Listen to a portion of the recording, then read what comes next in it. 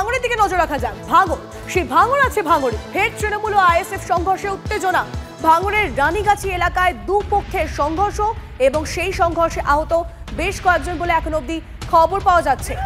সংঘর্ষে জেরে মাথা ফাটলো রানীগাছি বুথের তৃণমূল আহ্বায়ক রিয়াজুল ঘরামির। ছবিটা দেখুন।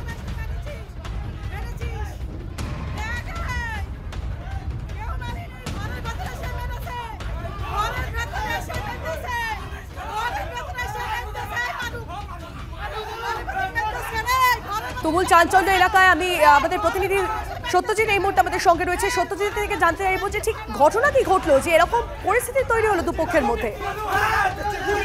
দেখো, পুলিশ এবং স্থানীয় সূত্রে আমরা জানতে পারছি যে ভিটে বাড়ির জমি নিয়ে দীর্ঘদিন ধরেই বিবাদ চলছিল এই ভাঙড়ের রানীগাছিতে। মঙ্গলবার সেই বিবাদ চরম পর্যায়ে পৌঁছায়। অভিযোগ, এক পক্ষ আরেক পক্ষের বাড়িতে গিয়ে বাঁশ কাঠ নিয়ে চড়াও হয় এবং মারধরের ঘটনা ঘটে। এই পরিস্থিতি এতটাই উত্তপ্ত হয়ে ওঠে যে ভাঙড় থানার পুলিশ সেখানে পৌঁছে পরিস্থিতি নিয়ন্ত্রণে আনেন এবং দুই পক্ষের বেশ কয়েকজন আহত হয়েছেন। যেমন আহত হয়েছেন রেজাউল ঘরামি, তার পরিচয় তিনি তৃণমূলের ওই এলাকার কনভেনার।